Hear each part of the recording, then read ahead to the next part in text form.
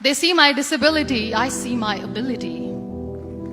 They call me disabled, I call myself differently abled. There are some incidents that happen in your life.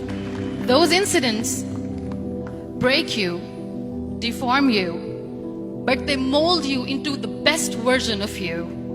And the same thing happened to me. I was 18 years old when I got married. My father wanted me to get married. And all I said was, if that makes you happy, I'll say yes. And of course, it was never a happy marriage. Just about after 2 years of getting married, I met a car accident. Somehow my husband fell asleep and the car fell in the ditch. He managed to jump out, saved himself. I'm happy for him. But I stayed inside the car and I sustained a lot of injuries. The list is a bit long, don't get scared. The wrist was fractured. Shoulder bone and collarbone were fractured. My whole rib cage got fractured. And because of the rib cage injury, lungs and liver were badly injured. I couldn't breathe. I lost urine and bowel control. That's why I have to wear the bag wherever I go. 3 vertebrae of my backbone were completely crushed. And I got paralyzed for the rest of my life.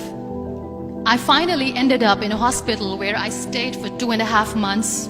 I underwent multiple surgeries. One day, doctor came to me and he said, well, I heard that you wanted to be an artist, but you ended up being a housewife. I have a bad news for you. You won't be able to paint again because your wrist and your arm are so deformed, you won't be able to hold a pen again.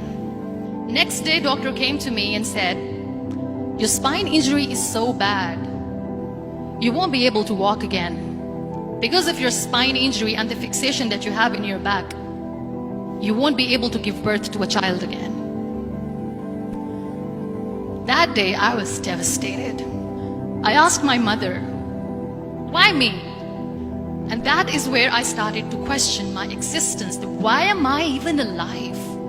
And that is where I realized that the words have the power to heal the soul. My mother said to me, this too shall pass. God has a greater plan for you. I don't know what it is, but He surely has. And in all that distress and grief, somehow or the other, those words were so magical that they kept me going. One day I asked my brothers, I know I have a deformed hand, but I'm tired of looking at these white walls in the hospital and wearing these white scrubs. I'm getting tired of this. I want to add more colors to my life. I want to do something. Bring me some colors, bring me some small canvas. I want to paint. So the very first painting I made was on my deathbed, where I painted for the very first time. It was not just an art piece or just my passion. It was my therapy. And then I was discharged and I went back home. And I went back home and I realized that I have developed a lot of pressure ulcers on my back and on my hip bone. I was unable to sit. There were a lot of infections in my body, a lot of allergies. So doctors wanted me to lie down on the bed straight for not 6 months, for not 1 year, for 2 years. I was bedridden, confined in that one room, looking outside the window, listening to the birds chirping, and thinking maybe there will be a time when we'll be going out with the family and enjoying the nature. That was the time where I realized how lucky people are. That is the time where I realized that the day I'm going to sit, I'm going to share this pain with everyone to make them realize how blessed they are, and they don't even consider them lucky. That day I decided that I'm going to fight my fears. We all have fears. Fear of unknown, fear of losing people, fear of losing health, money. We want to excel in career, we want to become famous, we want to get money. We are scared all the time. So I wrote down one by one all those fears. And I decided that I'm going to overcome these fears one at a time. You know what was my biggest fear? Divorce. I was trying to cling on to this person who didn't want me anymore, but I said no. I have to make it work. But the day I decided that this is nothing but my fear, I liberated myself by setting him free.